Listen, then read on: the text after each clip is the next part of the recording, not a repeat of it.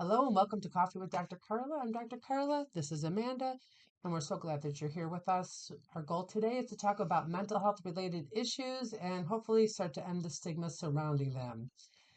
So let's talk about change and boundaries today and how much fun it is to have change and put those boundaries in place. It's not. Actually, that's the thing that most of my clients are like, I don't want to be mean. Yeah, it's not about being mean.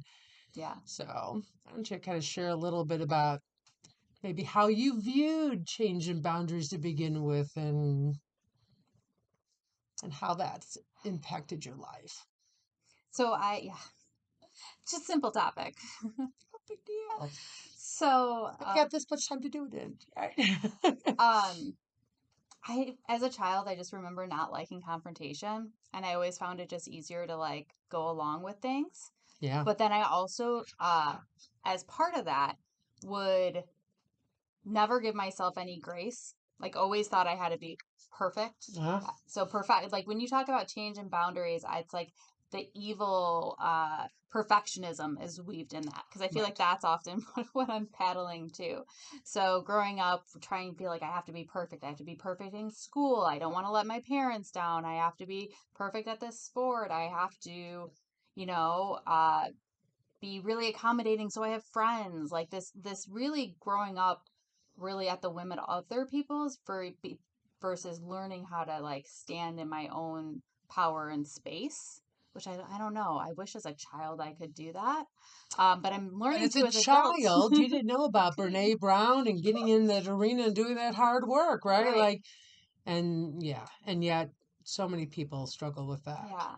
So let's see. I started my corporate career probably a little over 15 years ago, and I just feel like when I started, like I always just had to say yes. Can you do this? Yes. Can you do this by this date? Yes. Like it was like, Can you pull an all-nighter? yeah. Sure, yeah. I work in marketing and advertising, which can be really busy, competitive, high stress.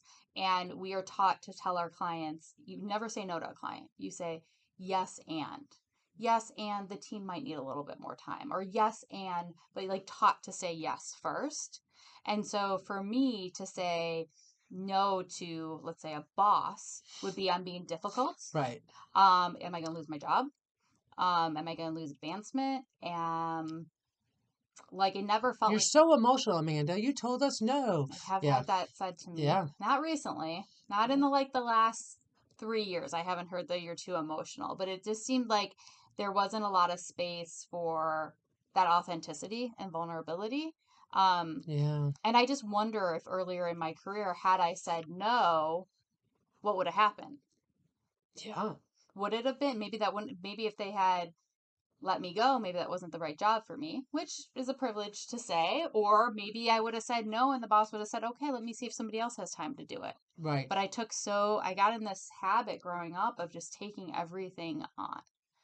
Um, and it wasn't until I got sober and I got better at managing chronic pain. So I have an illness and I have pain more days than not that I began to see that by not setting boundaries, I'm putting my health and life at risk. If I don't set boundaries at work and I'm Yeah. do work until midnight or that's putting my sobriety at risk. That's putting me in those situations where if I just drink wine tonight, I can keep pushing through this. Yeah. If I just keep going, well, I'm going to have a pain flare up. And that And was then you're knocked out for days. Or you should be knocked out for days. should be knocked out for days. I've had days where I used to go and um, have a pain injection and go right back into work. Wouldn't even give myself the day off, right? Just because I didn't want to ask for what I needed. Um, and so for me, I think before I could even set boundaries, I had to really sit back and look at my own expectations Yeah. because I really expected, and a lot of this falls in the work arena for me because of how much time I spend there, but I really expected that those 20 things on the to-do list were achievable in a day. And I Yeah. was just like, man, I can never get my to-do list done. I'm such an awful person. I'm bad, just the negative self-talk around this. Yeah. So, okay. So as you became hmm more clear about, your chronic pain, as you hmm became, as you embraced your sobriety and you had longer, time hmm sober, things changed. What did you see as the response when you started standing your sacred ground? Like what did you notice was happening? So this is a very much a work in progress. Yep. So I decided to change my career about 3 years ago. So I'm at the end of going back to be a counselor, but I'm still in my advertising job.